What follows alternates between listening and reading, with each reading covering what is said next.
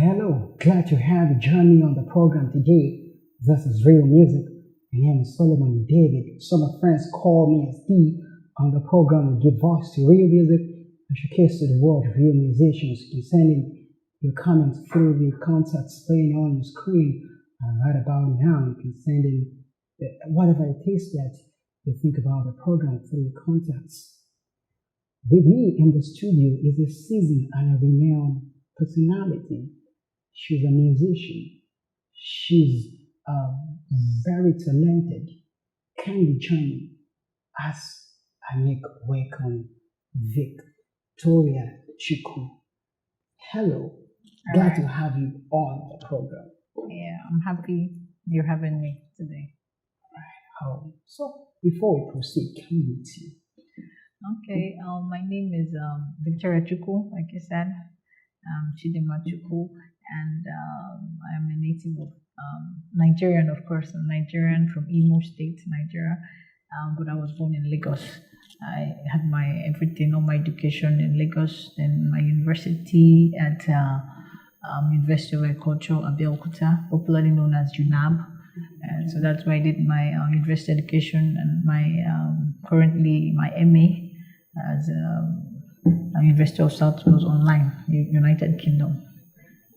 That's basically what I do, and currently I'm an artist, like you said, a musician, yeah, and also I have my own music management I started last year, and because I love music a lot, I'm so passionate about music. I also love to raise people too who are singing, because I see there's a problem. People are not having enough platforms in Nigeria. Just so many people are into singing, so I decided to do something, for the younger generation. We are also still the younger generation, so that's what I do. So I manage some artists, and then I try to give them a platform where they can showcase their talents. Basically, online distribution for now. Online, that's what we do for all of them. So what you do basically is online. Our company is online for now. For the artist. Yes, I'm giving them on our website, our blogs, and all stuff. So anyway, you're going to be telling us how they are going to be how they can benefit from this, benevolence, and maybe during the course of the program, I'm going to bring it up that some younger artists want to know how to benefit from this. So how did it all start? Talking about your music career, how did it all start? You must have started somehow, someday. How did it all start? Yeah, actually starting is not. I won't say I really started, because music is part of me. It's like I was born into music. I woke up and I was singing. So that's how it was. Basically from when I was little, I've always been in the children choir in my church, and they always make me sing the solo. I used to wonder why everybody, if Vicky was not there, they're not singing. So I used to wonder why. And then if I was not in a performance, then when we were growing up, they say they don't want them coming again, because it was a group like about I think close to 20, and I was always doing the solo. Which church was that? I'm a Seventh-day Adventist. Yes, so that was how. So we do mostly a cappella. My church is known for a cappella worldwide. So we do music, but I always did the singing. That's all. Then we traveled. Then we used to go for some events. They invited us. I remember my first performance was in Unilag Auditorium. I went for this program when I was 7 or 8, thereabout. So that was my very first one. Then some big, gatherings like that where we had to, feature. They always wanted us because we were children, and it was amazing to have children singing. So that was why we were almost everywhere then. So I had to stop my singing career. Which year was that? Can you remember? It's 1990, I think it would be 1992, 93, 94, yeah. So from there, I had to go to the school. During my university, I had to pipe down on the singing, because then we were supposed to shoot the video, but we didn't shoot it at last. There were some issues in terms of division of funds and stuff like that. The parents fighting, children, and so the group folded up. But when I got into school, the music passion was still in me. And I know everybody was saying, why are you not singing again? Which year did you get into school? And the university, that was, I think that's 2006, 7. So, 7, so sessions. So that when I got to the school, I put out an album then. Me and another girl. It was a cool album we did together. Were you both in a group or we were in that children group together. Okay. So it was 2 of us who still had that inside ability to continue and singing. We still came together, yes. And brought an album. Did you attend the same university?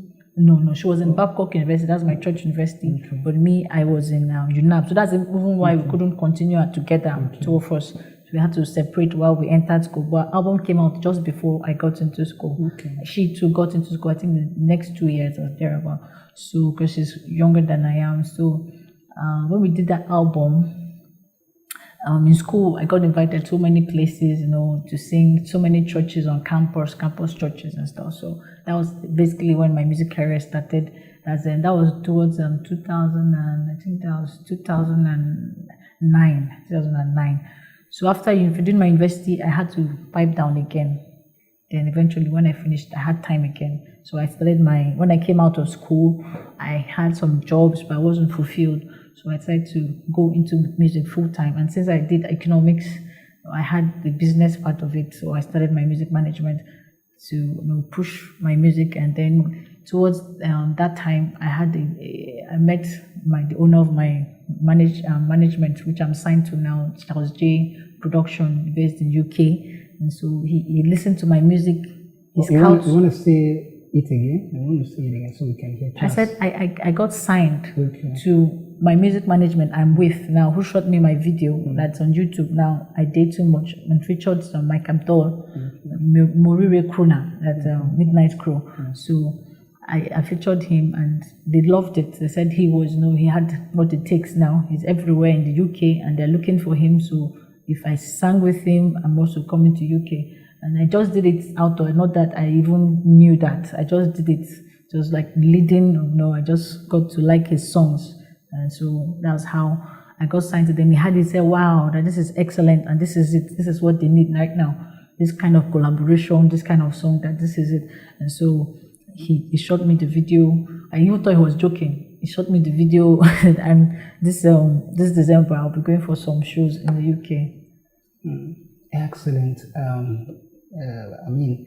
That was great. When you started out, were there some challenges? Somehow, when you start, you must have encountered 1 or 2 things. So, what were the challenges you were faced with when you started out? And what are some challenges? Well, I had lots of challenges, but the only good thing is that I have my elder brother is a musician. When we say, as a professional musician, he's not even in the intermediate stage, he's professional, as in he has a grade 8 Muzon certified. And so he always puts me through all the music, if it's about the music thing. So I didn't really have more challenge there. But in terms of what I had challenging was the production part of it. So I had to meet with the right producers who could actually push me out there. Because those A-list producers we talk about, when they get to that point, their fees are actually A-list too. Very high. Yes, very high. That's it. Because they're now A-list. So I had to meet somebody who was normal and who knew what I really wanted. So I met with Lala. Lala smoked the music. In fact, his music is going to be everywhere enough time from now because he has produced so many good artists just like me coming out. So I was really, thank God I met him. And he is the inspiration behind I Date Too Much. He's the one who did the beats and everything. And he understood what I wanted and he did it the way I wanted it. Quite great and quite excellent. We'll be going on a short break now. When we return, the discussion continues.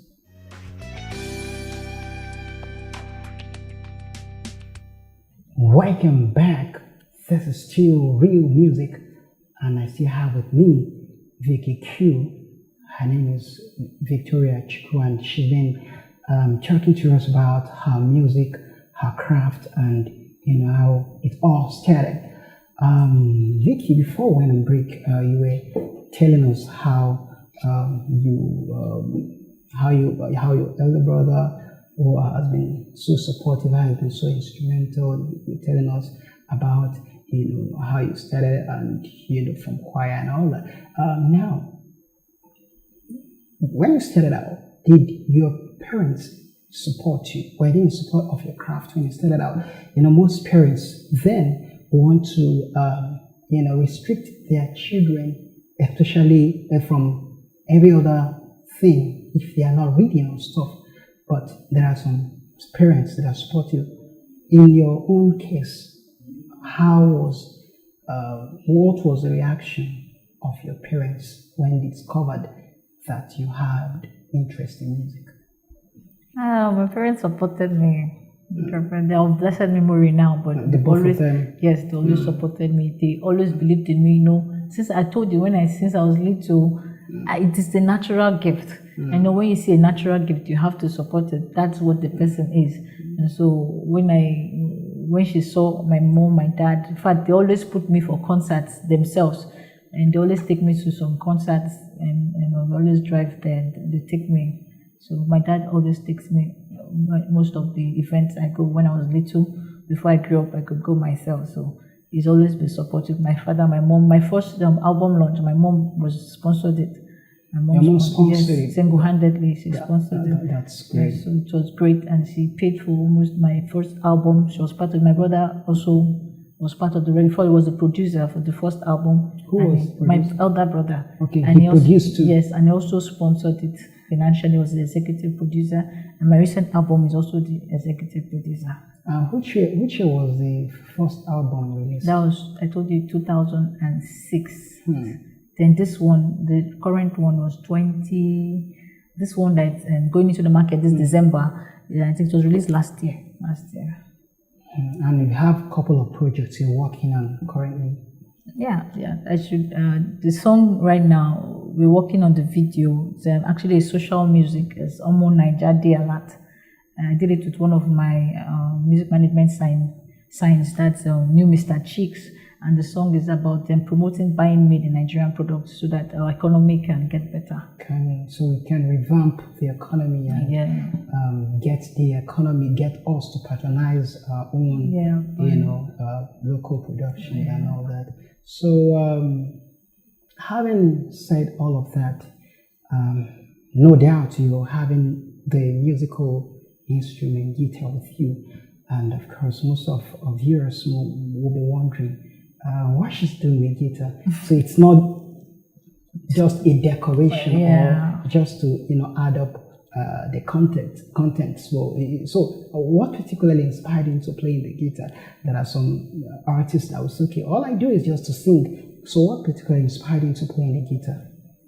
Yeah, playing the guitar, as I told you, music was part of me. So anything that could make music more interesting, I wanted to know about it.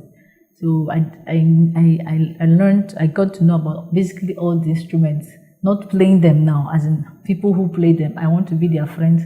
I want to know them. I want to know. I was just interested in everything, basically. But I picked an interest in this. So when I was little, when I touched this, it was just a part of me. So can you remember when you picked interest in this?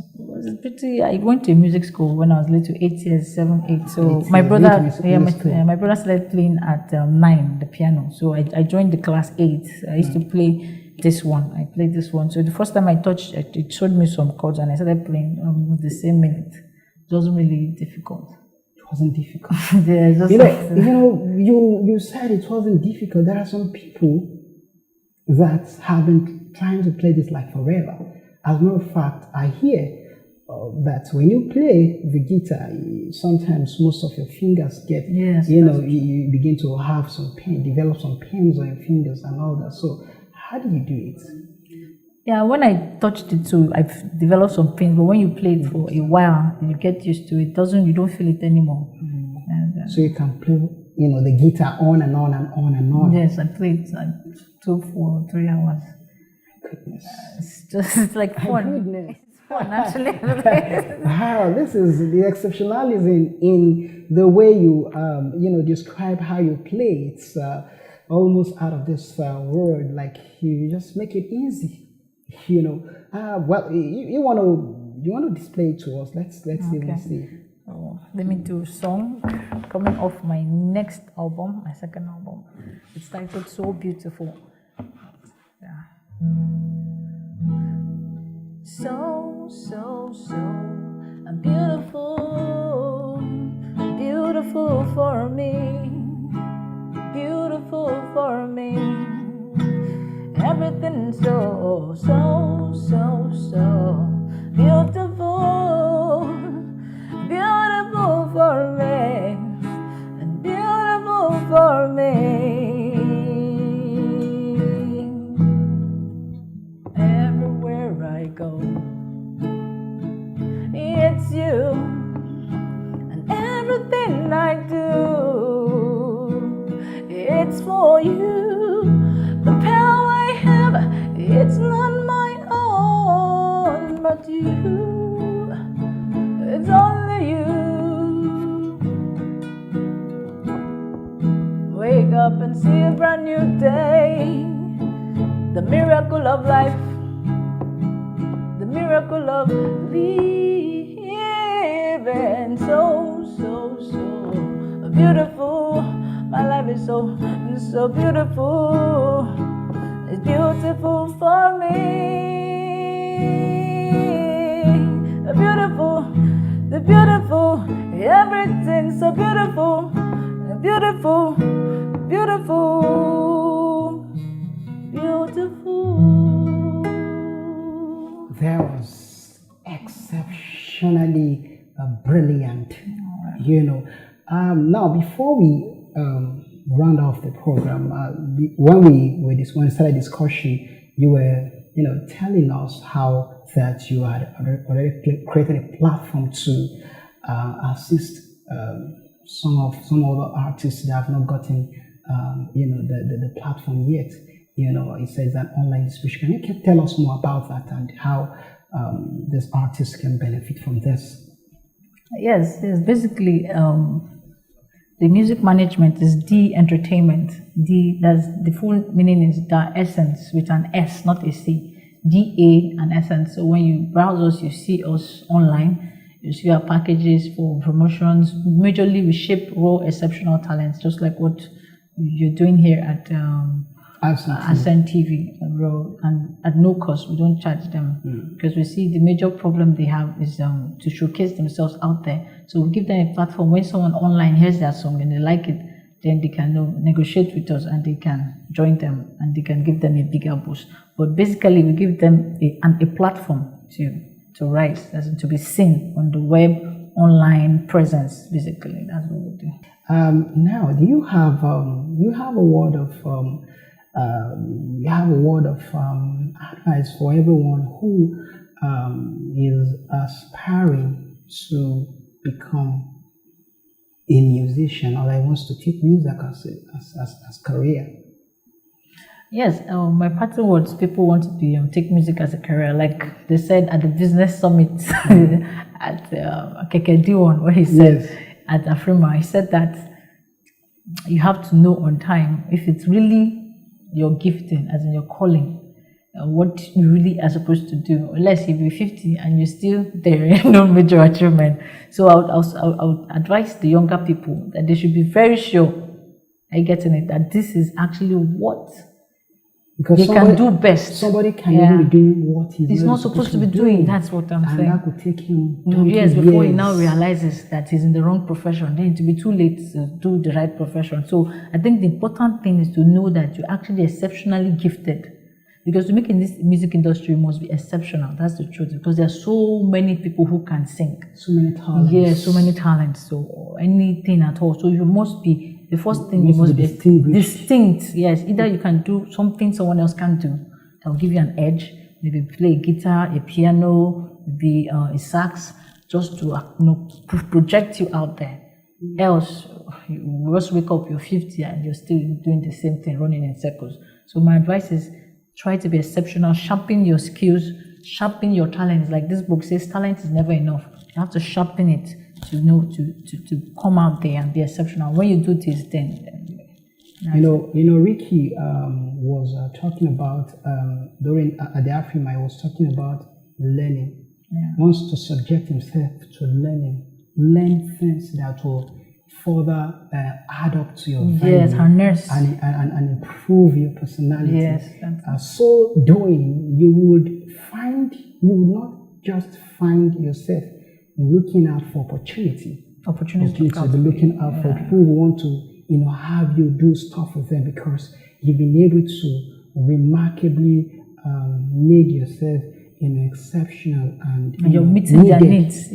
So because they know now that you've got something to offer, not just trying to make a name for yourself or coming to get out there or something. Just trying to carve a niche and just trying to say, okay, everybody is doing this, I want to do this. So you have to go through the process of learning. You have to understand your purpose, your vision, your aspiration. As a matter of fact, you have to be able to,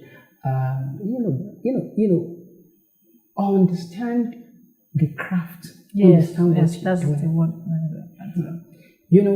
When you reminded us of what he said, that what Keke said, that you should know that you're really gifted in that music area. It's a striking word. And with that, I'm going to be closing. I'm going to call this program